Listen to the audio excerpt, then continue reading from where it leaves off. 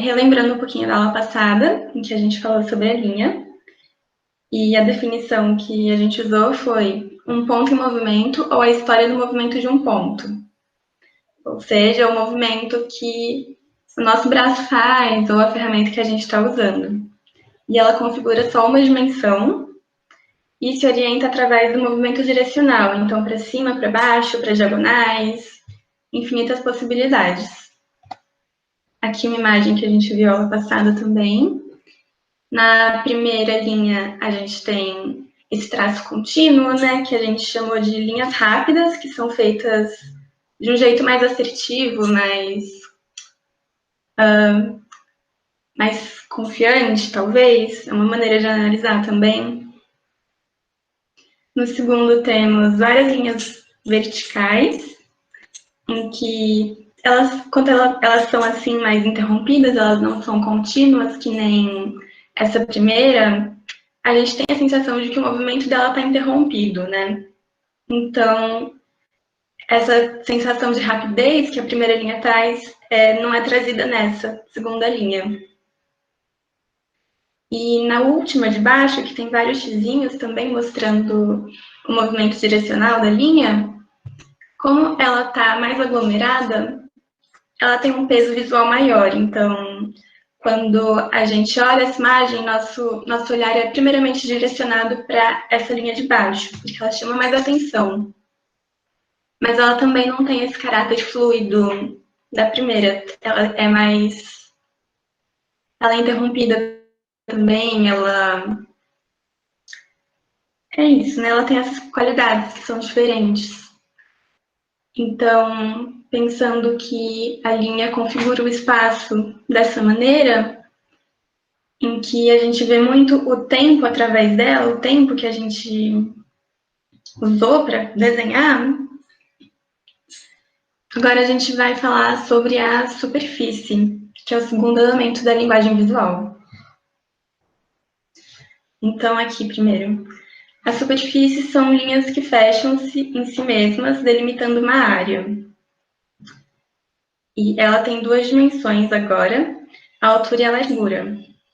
E essas dimensões são dependentes entre si, então uma não existe sem a outra, né? Sem altura, a gente não pode falar de largura e vice-versa. Então, vamos olhar as imagens que fica mais fácil, né? É difícil pensar esses elementos porque são elementos que a gente só olha, né? A gente olha e não tenta racionalizar eles. Essas aulas têm esse objetivo também de pensar sobre como a gente pode descrever esses elementos.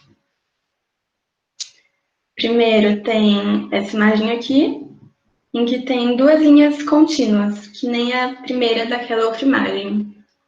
Elas são assertivas, são rápidas, e, acima de tudo, elas são livres. Elas não dependem uma da outra. Uma pode existir perfeitamente sem que a gente veja a outra, sabe? Mas quando a gente fecha essa imagem, com duas linhas horizontais, por exemplo, a gente configura uma forma, no caso um retângulo, né? E essa forma a gente vai chamar aqui de superfície. Então, dá para ver aqui que elas não são mais livres, né? Essas duas linhas foram conectadas pelas linhas verticais e agora elas estão configurando essa forma.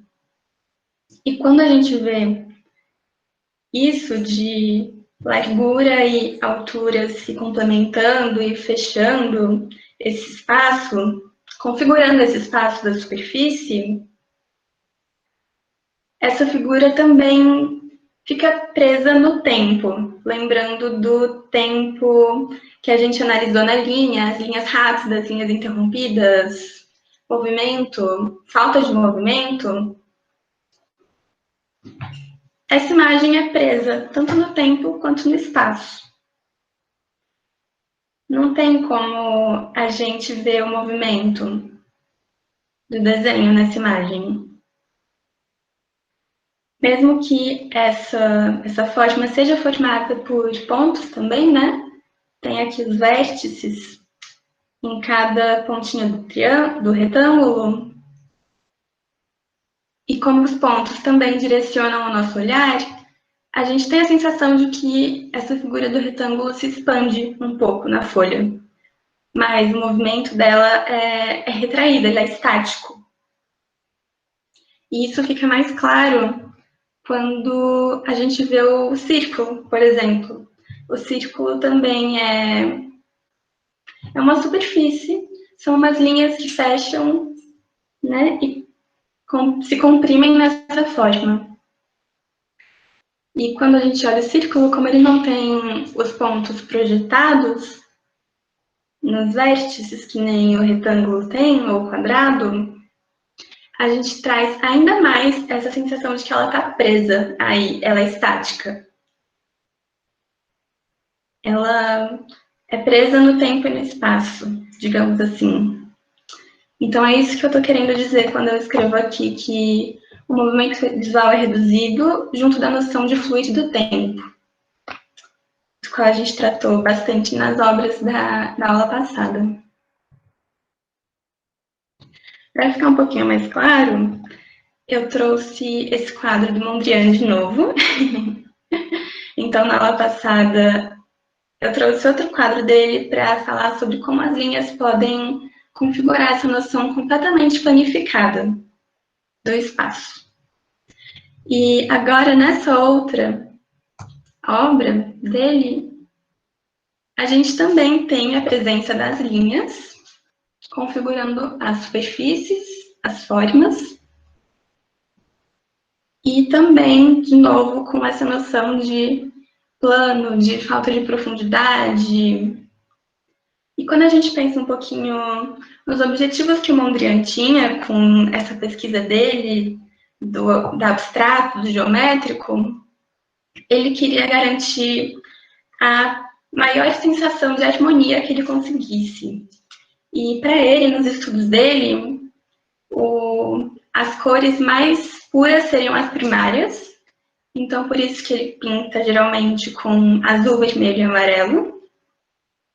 E as formas mais puras seriam as geométricas, justamente porque elas não têm o movimento e a inconstância que as linhas do desenho livre garantem.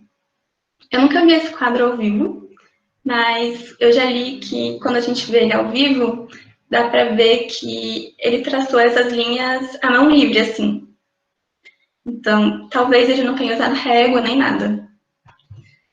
Mas essa sensação de estaticidade que esse quadro traz é justamente pelo fato de serem superfícies planas, estáticas e paradas no tempo. E também é legal de notar nesse quadro que, ao mesmo tempo que essas formas são cheias e preenchidas, e elas causam essa impressão de sim, eu estou aqui, eu estou ocupando esse espaço, falando assim, elas também são intervalos entre si. Então, elas se relacionam dessa maneira meio que mútua de intervalo e preenchimento. Acho que era isso que eu tinha para falar. Passei um pouquinho rápido de novo, mas a gente discute um pouquinho mais daqui a pouco. E se vocês tiverem dúvidas também, podem mandar.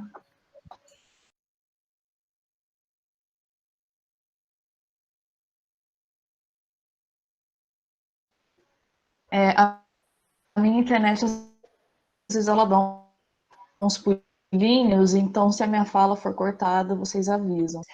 Eu não dei aula esse ano ainda, bem que a segunda conhece. Eu entrei na Unicamp em 2014 em Artes Visuais, então eu sou anciã do curso, eu sou professora de arte atualmente no ensino médio, eu dei aula um tempinho para criancinhas menores e tal. E esse efeito do tempo na nossa percepção visual quando a gente olha para essas formas, né? A linha, ela é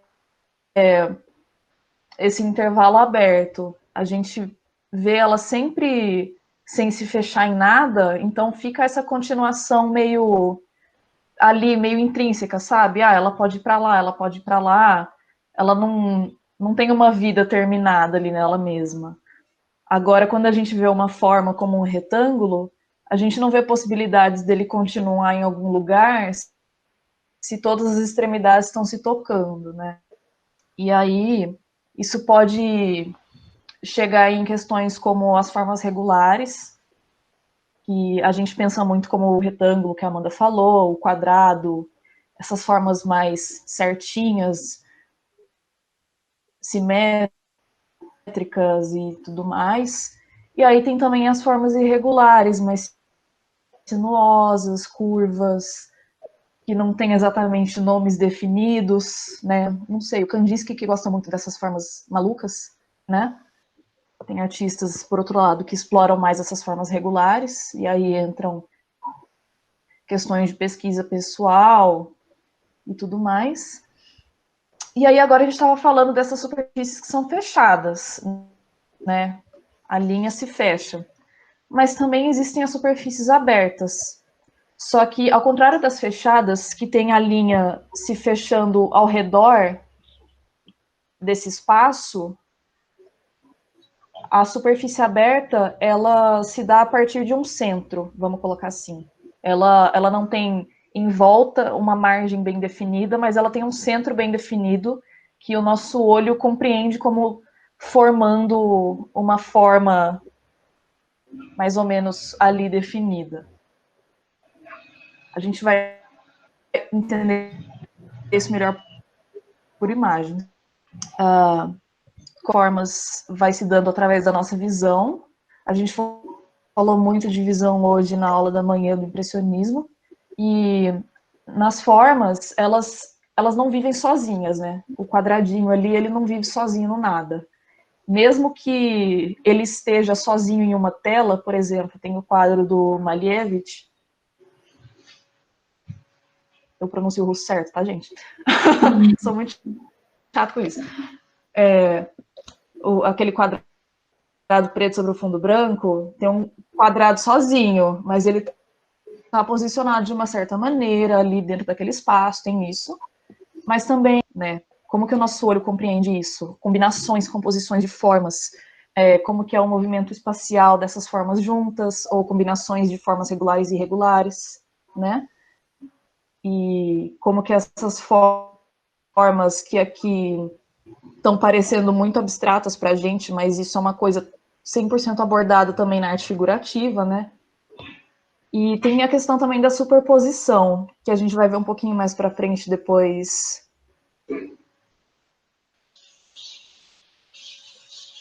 Da gente ver melhor a parte dos tipos de forma, que é quando a gente coloca uma forma sobre a outra, não é o intervalo ali entre as duas, mas como se uma tivesse em cima da outra mesmo, vai criando essa noção de profundidade no bidimensional, de certa forma. A gente vai se entendendo assim. Pode passar, Amanda. Amanda que tá fazendo?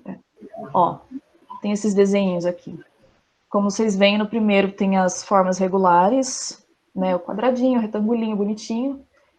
E aí, eles, juntos num espaço, já traz uma questão, assim, de como que essas formas se relacionam dentro de uma mesma situação ali, né? Como que é essa escolha.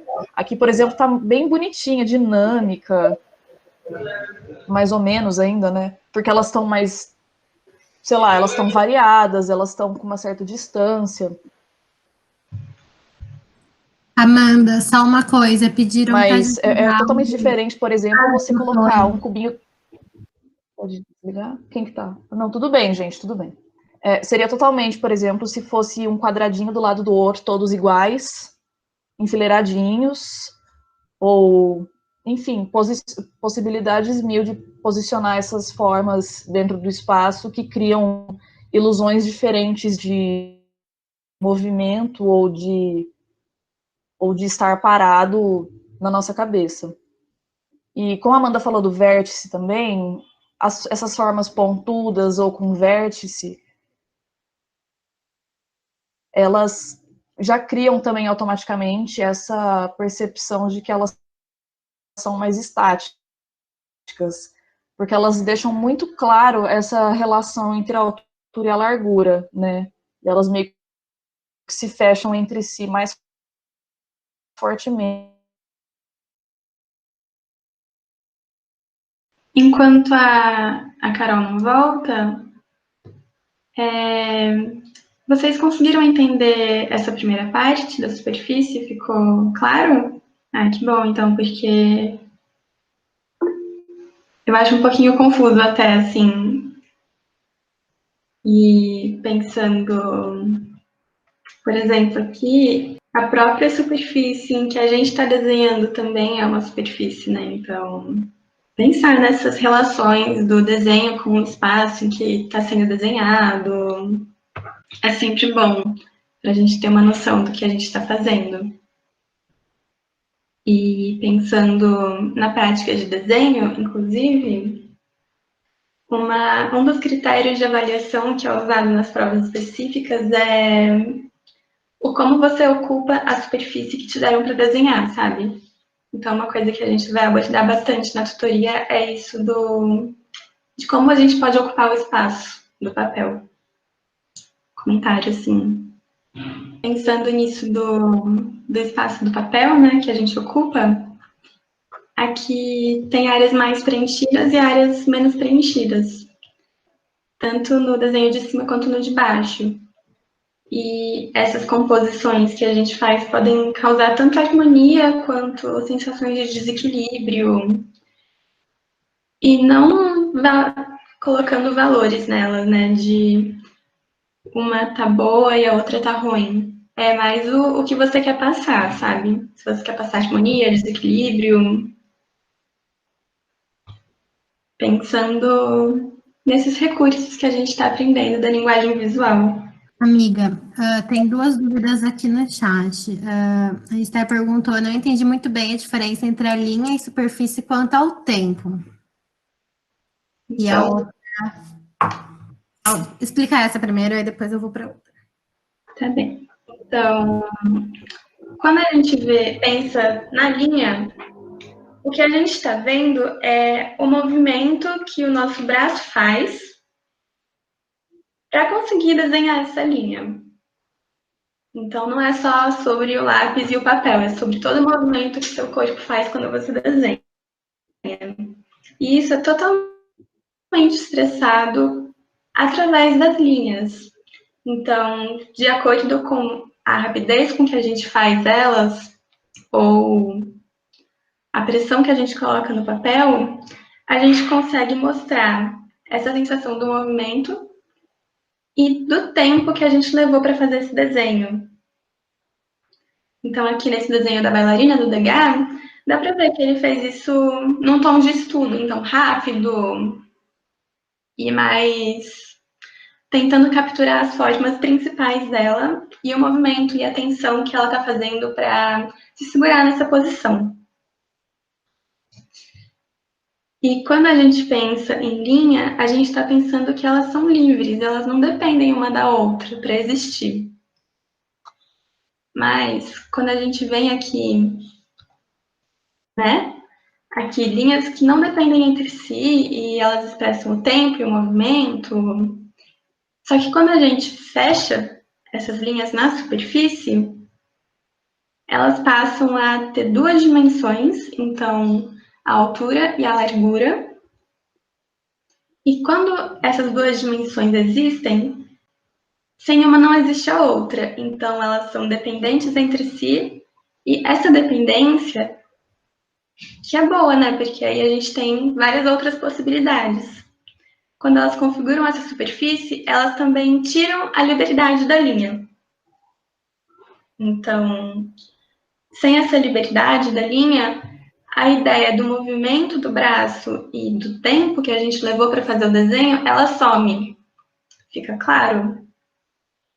Vai ficar um pouco mais nas referências que a gente vai mostrar no fim da aula. E também com o que a Carol vai falar agora. Mas é mais ou menos isso. Deu uma clareadinha na cabeça? Ela respondeu aqui no chat que sim, e a gente tem outra dúvida aqui. Tá A bem. Gabriela disse, uma vez eu vi uma imagem de Gestalt, nunca sei falar essa palavra, que parecia um quadrado, só que não tinha as linhas para fechar. Mesmo assim, a gente pode considerar uma... A gente pode, e a gente vai falar disso justamente agora. Pois bem. Continuando. Não volta? O que está indo? Está avançando. Aí, isso, perfeito, perfeito.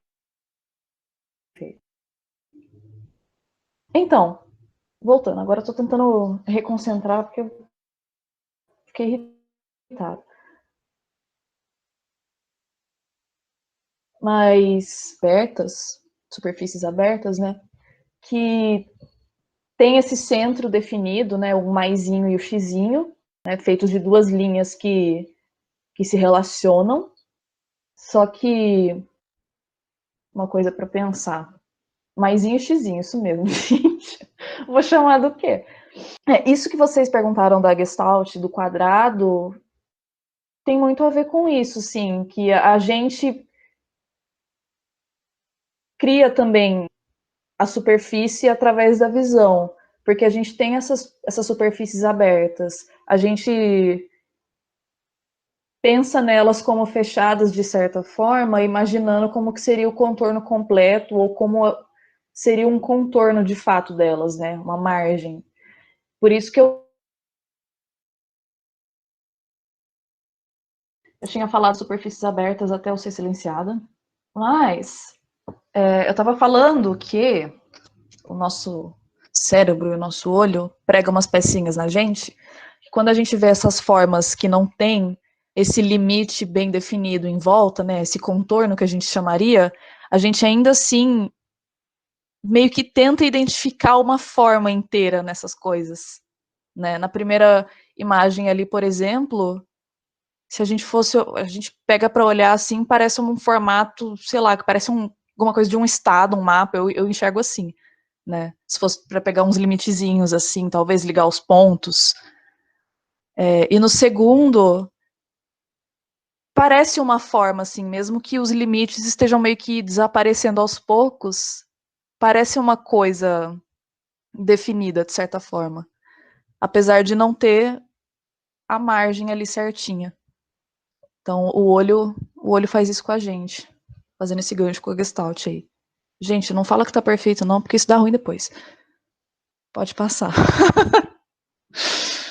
Ai, ai, ai. Aí por isso que essa segunda imagem desse slide exemplifica isso muito bem, tipo, dá para você fazer um contorninho em volta e ver bem isso, mas a partir do momento em que você isola todas essas linhas que formavam a superfície aberta e cria uma nova superfície baseada nela, só que fechada, elas têm características e propriedades muito diferentes, né? Porque a fechada ela está totalmente perdida ali em si mesma, fechadinha, mais definida ali no espaço, mais estática, enquanto a aberta está mais aberta mesmo, né? Como que eu posso colocar isso? Ela não está presa dentro dessas relações de linha ali, não está 100% fechada, rodeada e sem, sem nenhuma conexão do interior dela com o exterior, vamos colocar assim. Se todo mundo tá me ouvindo, é nós. Pode passar. Vamos lá. Vamos. Todo mundo já fez aquele negocinho de desenha um quadradinho, aí em cima você desenha um outro. Aí você liga os vértices dos quadradinhos para fazer um cubinho, aí parece que é um cubo 3D, assim. Sabe essas coisas? E aí você se acha uma criança muito sensacional porque você desenhou um cubo 3D? Quem nunca, né? A gente faz essas coisas. Então, antes de chegar na etapa de desenhar as linhas, quando a gente desenha, igual nesse primeiro exemplo, eu tô apontando aqui, ninguém vai ver isso, eu não sei porque eu faço isso. Quando a gente faz uma superfície assim sobre a outra, sobrepondo. Isso, bom mouse, Amanda. a gente não se inclina a perceber esse espaço que as duas ocupam juntamente, que seria esse terceiro retângulo. A gente automaticamente já imagina uma por cima da outra. Pode ser o retângulo de trás, por cima do da frente, ou vice-versa, o que você entender como frente, né? Às vezes, se você olhar por muito tempo, você vai meio que trocar a ordem das coisas, a origem da vida, né, Natan? E a partir disso a gente vai criando essas noções de profundidade também no espaço visual. Nesse terceiro exemplo, dá para perceber isso bem, tendo em vista mais esse contraste tonal. E a partir daí a gente vai criando essas noções de volume, de perspectiva e tudo mais, que vai aparecer mais para frente. Mas tem momentos também que essa superposição não necessariamente dá tanta ideia de uma coisa super profunda, mas simplesmente que isso aqui está mais para frente do que isso, e isso me dá essa percepção assim da organização das coisas nesse espaço. Não sei se ficou claro. Acho que tudo aqui é mais claro quando a gente para olhar mesmo as obras. Aí outro aqui. Isso aqui é muito engraçado, porque assim, uma coisa é fazer essa superposição com as formas regulares, ou as pontudinhas, né? Porque ali de cima não é muito lá regular, é um coisinho. Mas ela tem vértices, ela não é sinuosa, e ela é fechada, né? Essa sobreposição funciona melhor com essas formas fechadas, porque a gente consegue entender, né, cerebralmente, vamos colocar assim, que uma está sobre a outra. Quando a gente tenta fazer isso, como ali embaixo, com as formas abertas, parece que está tudo junto. Porque como não tem os limites separando uma da outra, elas parecem que estão tudo junto na mesma coisa. E aí vem, né? Como eu pensar isso no meu desenho? O que eu pretendo fazer no meu desenho? Que noções que eu acho interessantes colocar aqui em relação à linha e superfície? Eu quero dar profundidade? Eu não quero? Eu quero movimento? Né? Essas coisas todas, elas vão vindo na nossa cabeça no decorrer desse estudo das partes da linguagem visual. Aí aqui eu trouxe essa coisinha linda do nosso amigo Henri de Toulouse-Lautrec, sei lá como falar isso. Desculpa, Henri, eu adoro você. Ele ainda não foi cancelado, né, gente? Pelo amor de Deus. Ninguém cancela ele, não. Cancela ele, não. Ele segue imune. Ainda bem. Imune daquele jeito, né, amiga? Mas imune. Não, é imune dentro dos limites, assim, que dá, né? Assim, o famoso indo de um homem, eu não posso fazendo confirmar obrigação, né? Ou fazendo nada. Indo de obrigação. um homem, eu não posso confirmar, mas a gente não sabe ainda. Esperando novidades. Enquanto não acontece nada, vamos falar só da obra, então? Vamos. Vamos dar uma olhadinha aqui, ó. Eu mexi o computador, agora eu tô morrendo de medo. Trouxe uma litogravura dele. Acho que a Gabi comentou muito rapidamente hoje de manhã sobre formas de gravura, assim. Relembrando, a litogravura é gravura em pedra. Eu tenho muitos flashbacks de guerra disso da faculdade, mas tudo bem, já passou. Cada um com seus gostos. Tem a pedra lá, tem uma pedra específica que tem que usar, esqueci, enfim.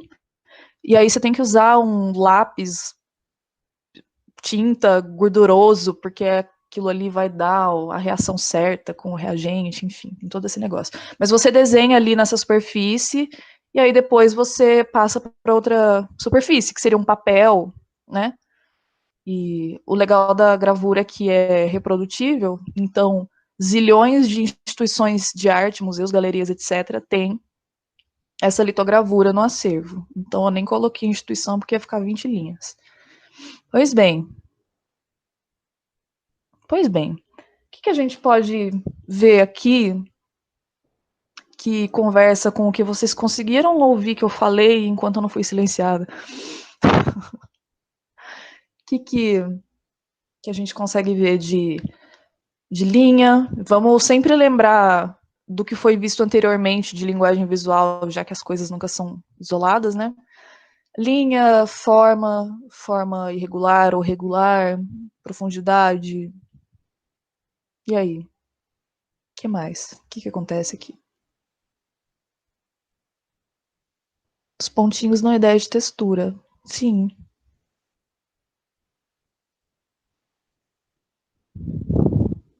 As linhas meio soltas. Questão do movimento. As duas linhas lá atrás de profundidade.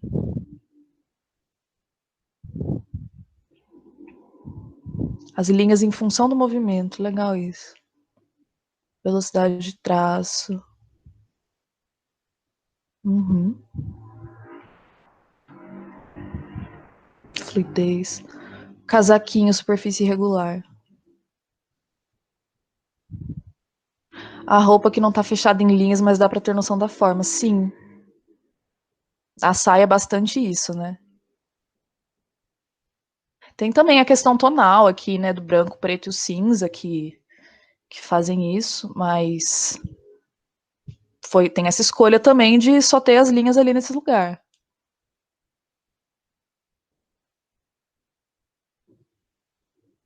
Superfície aberta com continuação do tempo. Ó, galera, é nóis, hein? Parece piso de madeira. E é legal, já dá pra perceber que é piso de madeira, assim, e é tipo meia dúzia de achura ali, né? É muito louco isso. Plá, plá, plá, madeira. Nossa, eu acho legal isso. Eu gosto que, tipo, ele mistura bastante essas formas mais regulares, no sentido de terem essa linha externa bem definida, e outras que, tipo, deixa abertão aí, abre pro mundo, vê o que acontece. É isso aí. E com poucos elementos se constrói movimento, textura. Nosso cérebro que luta, exatamente. O meu já não luta mais. E a mãozinha ali aparecendo para se sobrepor à saia também. Essa pequena superposição. Enfim, Toulouse-Lautrec não me decepcione. Vamos conversar um pouco sobre essas questões de superfície e linha e como que elas se relacionam. Então, aqui a gente trouxe essa pintura egípcia, linda, maravilhosa, tudo para mim. Tinta sobre papiro, muito luxo. Sobre papiro.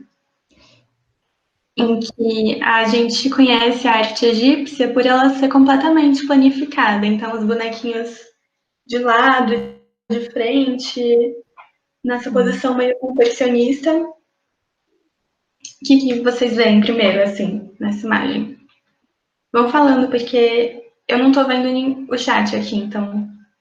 Primeiro impacto são as pessoas e seres, né? E logo depois vem os símbolos, sim. Disse Natan. Os olhos grandões. KKKK. Pegando esse gancho do olho, é uma grande questão na arte egípcia, em que a gente vê as pessoas de perfil, sempre, pegando também isso de elas estão de perfil, elas não estão olhando pra gente, elas estão completamente imersas em uma superfície só. Uhum. Mas o olho que é desenhado é um olho como se estivesse olhando para frente. É chamado por algumas pessoas de olho mágico. E é legal de pensar isso, né? Porque é uma coisa plana e o rosto tá de perfil, mas o olho tá para frente da gente, olhando pra gente. Comentaram aqui também que as linhas são bem retas e parece algo bem estático. Sim, completamente. A Luísa comentou também da frontalidade. Uhum. E a Sara falou: o movimento que a mulher está fazendo me dá uma sensação de duplicata. Aqui, né, que você fala, eu acho que são duas mulheres. Eu acredito que são. São duas. O Natan também comentou que o olho para frente é meio tridimensional, ao mesmo tempo que bidimensional, e que ele gosta disso. Aí você também falou, eu acho interessante que a superfície do papiro é toda a medida, né? Lembrando do uso da superfície que vocês falaram, cada pedaço tem uma finalidade. Sim, pensando que cada pedaço tem uma finalidade, como que a gente pode usar essa superfície a nosso favor? Sim. Então, se a gente pensa, a arte egípcia, nesse recorte que a gente trouxe aqui na aula de hoje, é do Livro dos Mortos, né? Então, é uma peça ritualística, religiosa, ela tem essa função de trazer as mensagens do Livro dos Mortos. É o que é colocado próximo à cabeça das múmias, com feitiços e todas as questões religiosas ali para a passagem da vida. Então, tem todo esse panorama ali de uso daquilo, né, desses papiros específicos de Livro dos Mortos. Mas é legal essa questão das medidas que vocês trouxeram, porque era uma coisa muito importante, assim, nos cânones da arte egípcia, né, essas regras de construção, vamos por assim.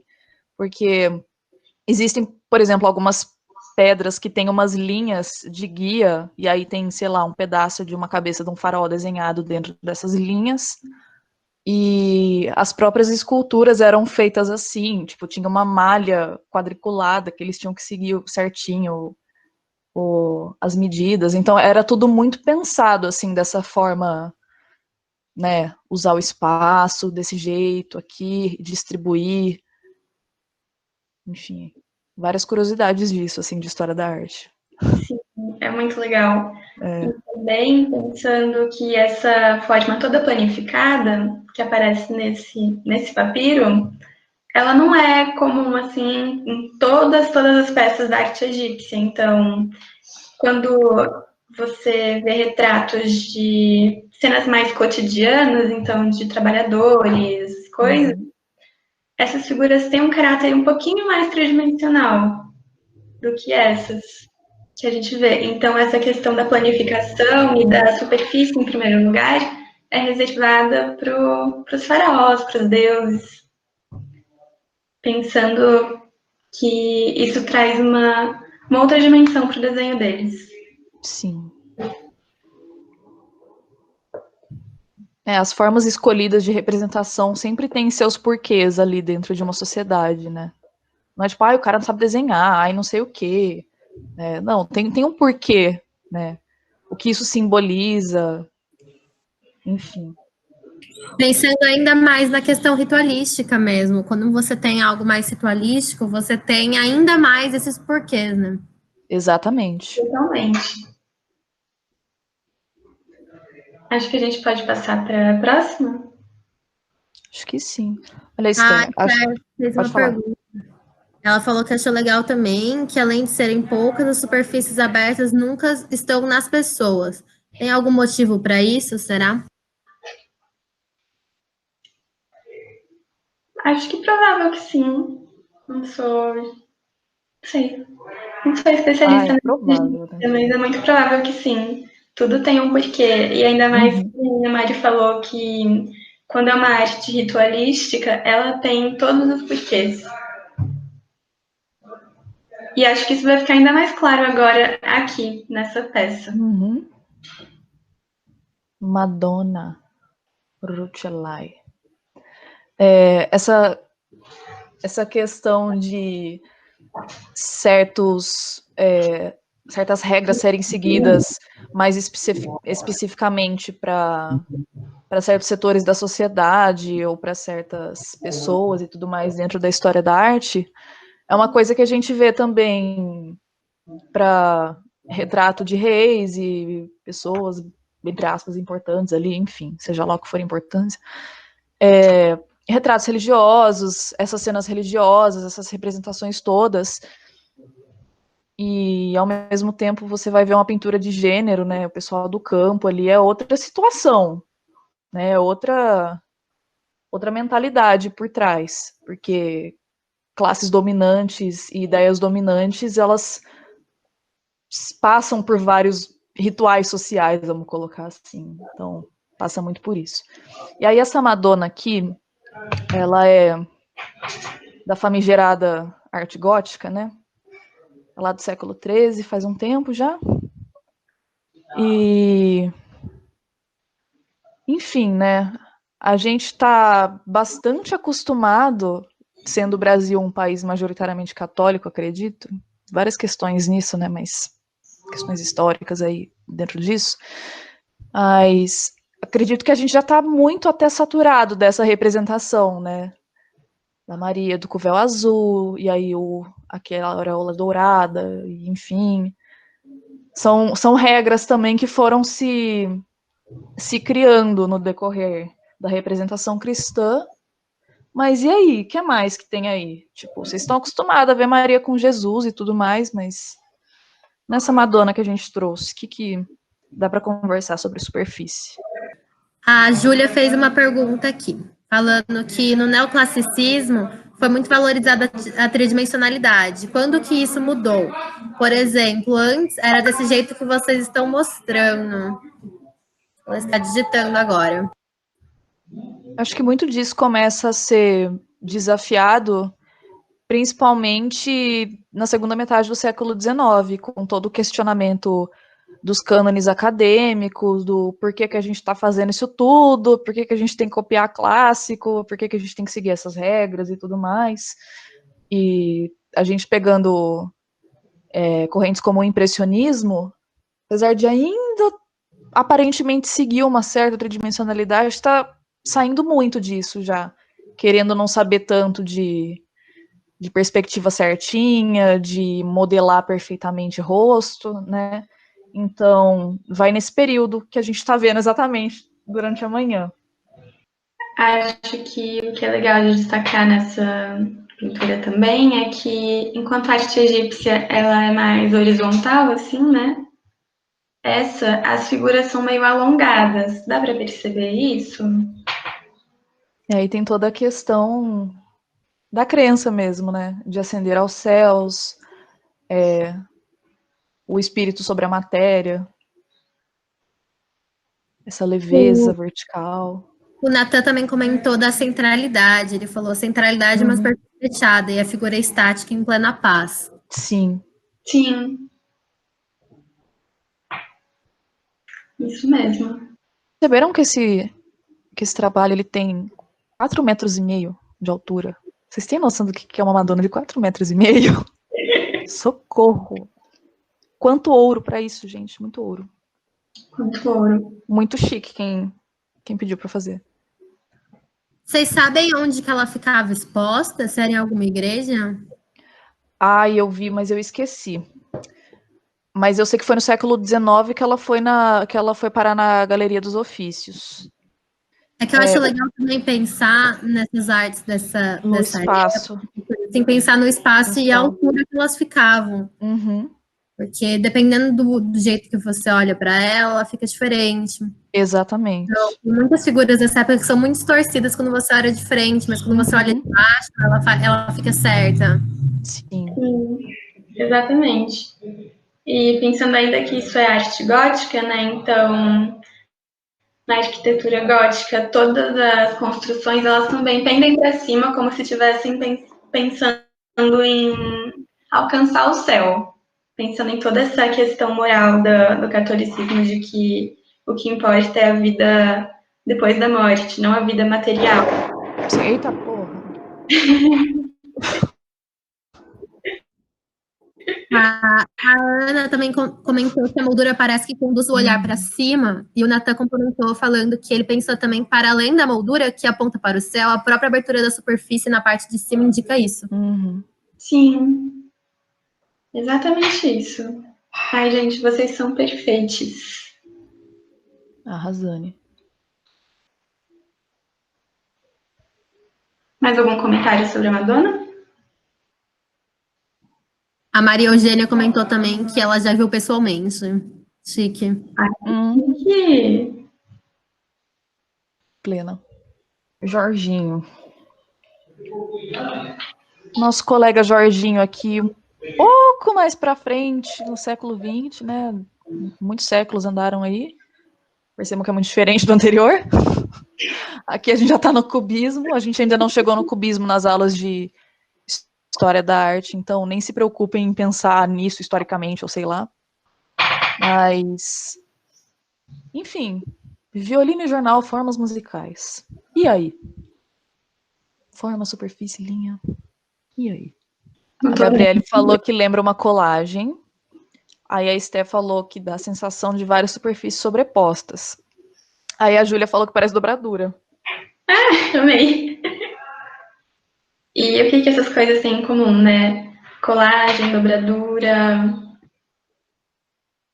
Bagunça organizada. Fragmentos. Ó.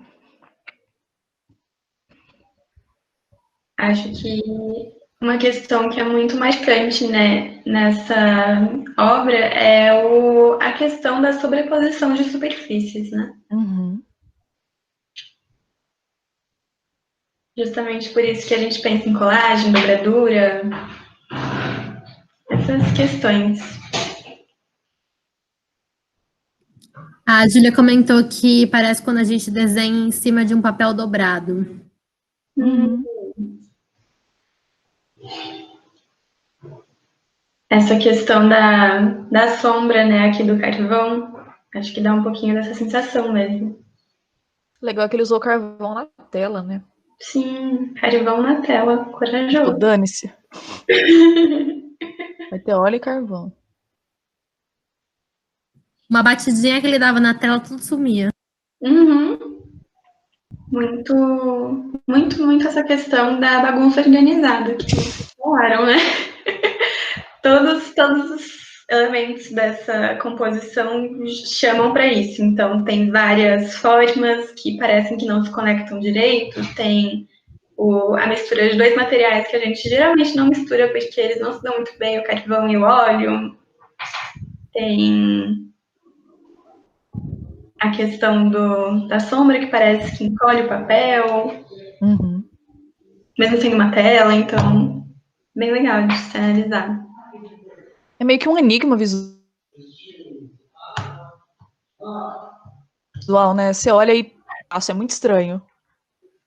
Sim. Que brisa, Braque. Que brisa. Ah, esse braquinho. Famoso Braque. Um jornal e suas matérias. Júlia. Lembra um jornal. Uma boa. Uma boa mesmo. Eu acho que pelas cores também, eu não sei se é o que pintou o fundo ou se isso é só a tela meio envelhecida, mas esse fundo meio amarelado dá um pouco dessa ideia do jornal. O uso da palavra, né? Ah, o jeito que é organizado, tipo, como se tivesse umas colunas assim também. Nossa, não é verdade. E pensar que todos esses elementos combinam entre si, né? Uhum. Várias... Jorginho. Pode falar, desculpa. Ai, não. Várias superfícies abertas, várias superfícies fechadas, linhas. Então, como que isso tudo constrói esse espaço que intriga tanto o nosso olhar? Como a gente consegue ter várias percepções diferentes do que está acontecendo? Como que fala, Carol? Malevich. Arrasou. Então, o Malevich. Se fale Malevich perto de mim. Ainda bem que eu tô na minha casa, hein? Só louco. Mas eles vêm dessa corrente artística que pensava também essa planificação do quadro, da forma, e pensar em como que podemos romper com as barreiras de moldura, etc. E essa figura é muito boa da gente analisar quando a gente vem do BRAC, né, que é essa bagunça organizada.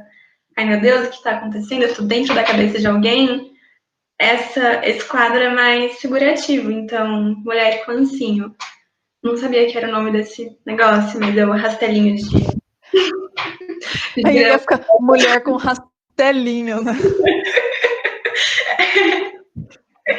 Enfim, questões, né, de títulos de obra que a gente traduz, que na real é um título russo que foi para o inglês, que foi para o português, mas essa figura é formada também por várias superfícies planificadas que podem fazer a gente associar ela com o Mondrian,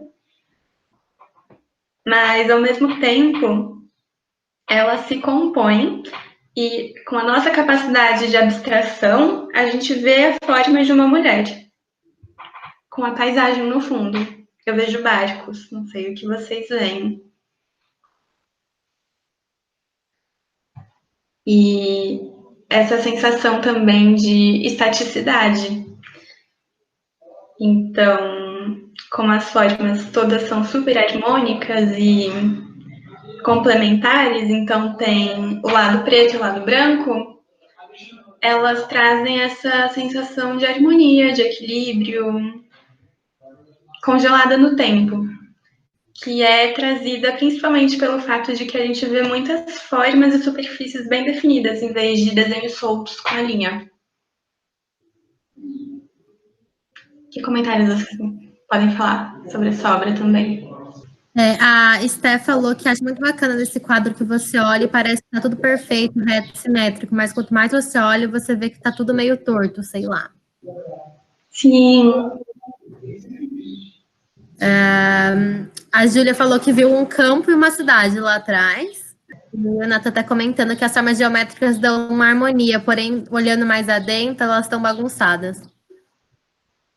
Sim, e é muito legal de pensar isso, né? Porque como que a gente pode enganar nosso cérebro? Como a gente pode ser completamente iludido a qualquer momento, né? Porque de primeira parece que é tudo harmônico, certinho, mas tá tudo torto. A Giovana aqui.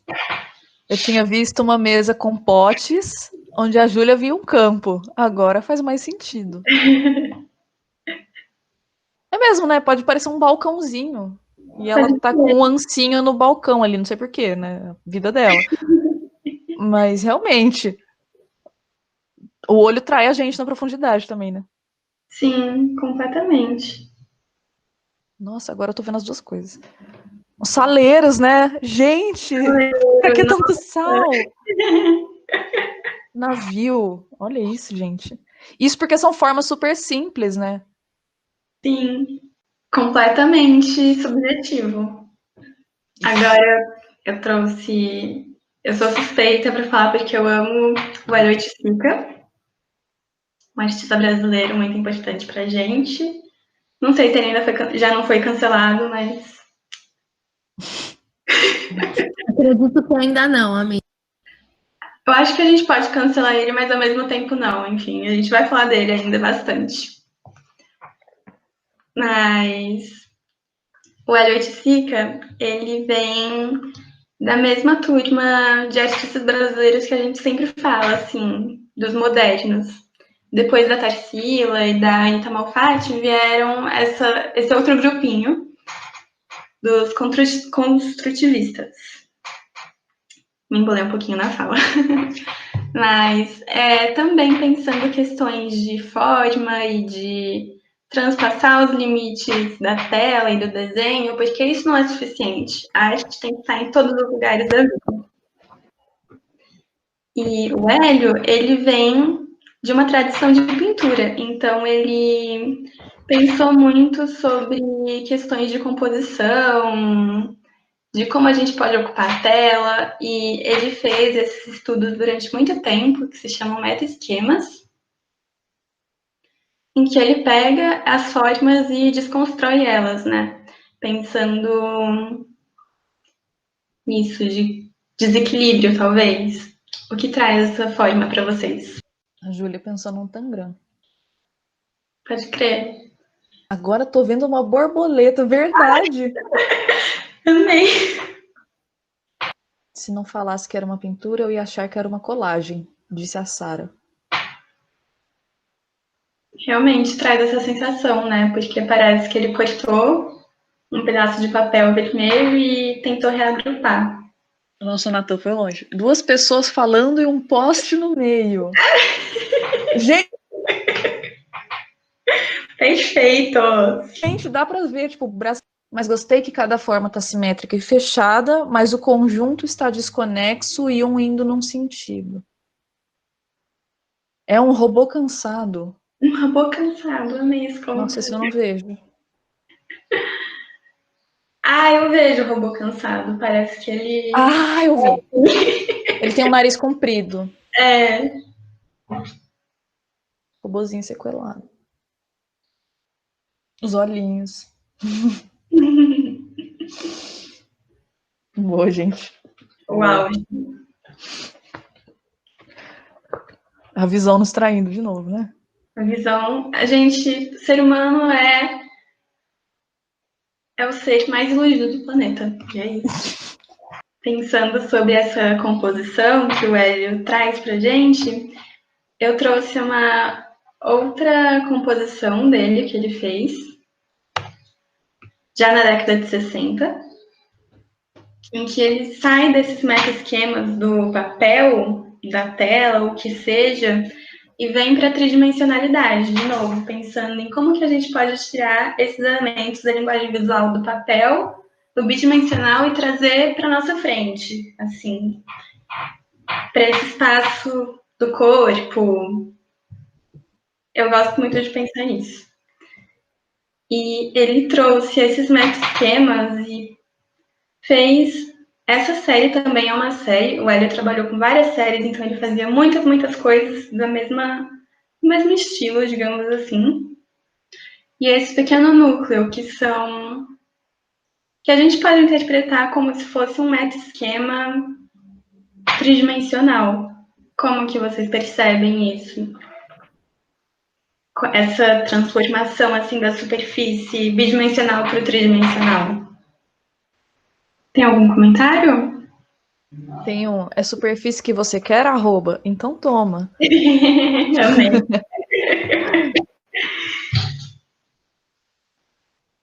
Ó, Esther. Nesse caso seria tridimensional porque os materiais usados têm espessura? Isso. Exatamente por isso. Vem a terceira dimensão, né? Sim. Mas parece que eu tô falando de ficção científica, mas a gente tava falando só de altura e largura, e qual que é a terceira? Comprimento, é isso?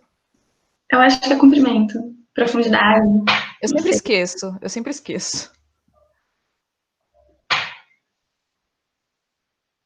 Mas é isso mesmo, de trazer esses elementos para fora do papel ou da tela.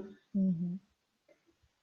E é muito doido pensar essa noção de superfície fora do papel, né, de algo que a gente pode pegar e sentir que é bidimensional porque tem essa espessura bem fininha, mas tá na nossa frente, né? Então ela tem a espessura. E como que a gente pode interagir com isso também, pensando isso? Como que nosso corpo interage com a matéria? Uhum.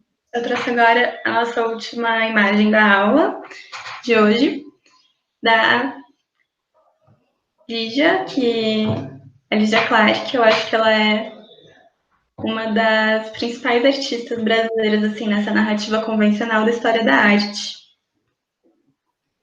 em que ela traz essas chapas de alumínio e a grande questão dessa série Bichos que ela faz é que o nosso corpo pode interagir com essas superfícies que ela traz, sabe? Então a obra não acontece a não ser que a gente mexa nela. E é muito legal de se pensar isso. Ou uma confusão, tipo, a Júlia pensou que era Tomi Otaki, aí veio falando aqui que a Tomi Otaki também tem obras lindas nesse sentido, disse o Caio, né? E é articulado, gente, imagina. Eu acho que tem alguns que estão na Pinacoteca. Mas eles ficam restritos, né? Você não pode mexer, é uma grande questão isso também. Sim, Você não poder mexer no exatamente. livro, porque eles foram feitos para serem mexidos, mas aí tem a questão da conservação da obra. Então, é aquele negócio, vamos mexer e talvez, não sei, talvez quebrar, eles gastar mais com o tempo, ou deixar parado e perder o sentido da obra, né? Então, né? Tipo, será que é mais importante conservar para uma suposta posteridade, ou sei lá, ou colocar isso para o uso definido mesmo, presente das pessoas? Sei lá, né? Várias coisas aí. E a Lígia, ela tinha muito esse trabalho com as superfícies, com essa ideia da superfície e tudo mais. Tem o Continuando, é o nome da obra, não lembro agora se é esse o nome. Que ela pega a fita, dobra ela de um jeito que ela não tem fora nem dentro, e vai cortando. Essa é uma ideia de superfície bem legal também. Isso, caminhando. Ai, que bom, né, que... Ai, gente, a Lígia é tudo nessa vida. Pensar sobre o trabalho dela traz muitas questões, assim, não só da linguagem visual, né? Bem legal. Mas tipo, qual é o nosso papel apreciando, entre aspas, a arte? A gente fica ali passivo olhando, ou a gente pode tocar, né? Tem muito essa questão ainda hoje, depois de tudo que a arte passou, tipo, não toque na arte, não encosta, não tenha nenhum tipo de interação, a menos que seja pela visão, porque vai estragar, e essa fixação muito forte pelo valor material do negócio. Sim, quando a gente vê os bichos expostos, pela relação que você pode criar com aquilo, enfim, né? Várias coisas. Tipo, pra quem que essa arte está sendo preservada, né? Exatamente. Quando a gente vê essa série da Lígia exposta, a gente não pode relar nela. Fica um negócio assim. O negócio dobra, não posso encostar, gente. Era pra fazer isso, ela mandou. Ela sabe? mandou. Ela que falou. Obedece o artista. Respeita. Narcisaram. Don't touch. Orgânico. Não, vamos parar.